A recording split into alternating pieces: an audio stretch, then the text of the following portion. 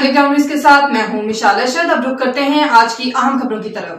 ماہ شوال کی اہمیت و فضیلت کے حوالے سے المصطفیٰ سینٹر روسٹن میں مجلس اعزا کا انعقاد ہوا، جس میں مولانا سید محمد سبطین کاظمی نے خصوصی شرکت کی۔ اہل ایمان کی بڑی تعداد ان کے بیان سے مستفید ہوئی۔ اسی موقع پر مولانا محمد سید سبطین کاظمی نے کہا کہ تمام مکاتب فکر کے افراد آئے مقصد اتحاد و اتفاق کا عملی مظاہرہ کرنا تھا۔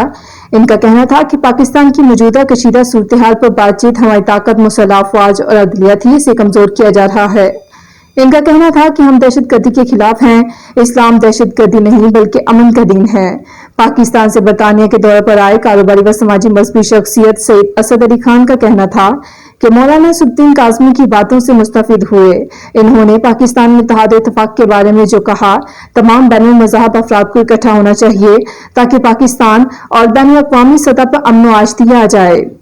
مصطفیٰ سینٹر انتظامیہ کمیٹی کے چیئر سید سجاد تقوی کا کہنا تھا کہ مولانا سبطین کاظمی نے مخصوص انداز میں مقامی بین الاقوامی و اسلامی حالات پر سیر گفتگو کی، جس سے مقامی افراد نے استفادہ حاصل کیا۔ ہم ان کے دلی مشکور ہیں۔ مجلس اعزا میں شریک افراد نے اس بات کا اعادہ کیا کہ بین الاقوامی سطح پر اسلام کی مثبت تصویر کشی اور پاکستان کی سالمیت و ترقی کے لیے بھرپور کردار ادا کرنے میں کوئی دقیقہ فروگزاشت نہیں کریں گے۔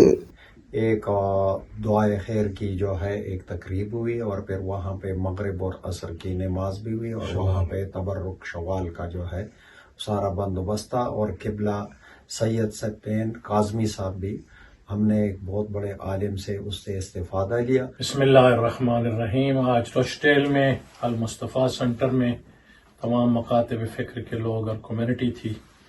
مین تھا کہ ہم سب کو زیادہ یونٹی شو کرنی چاہیے۔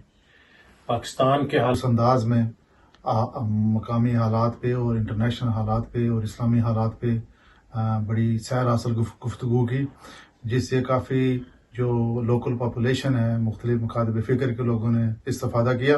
مزید باخبر رہنے کے لیے دیکھتے رہیے انڈرگراؤنڈ نیوز۔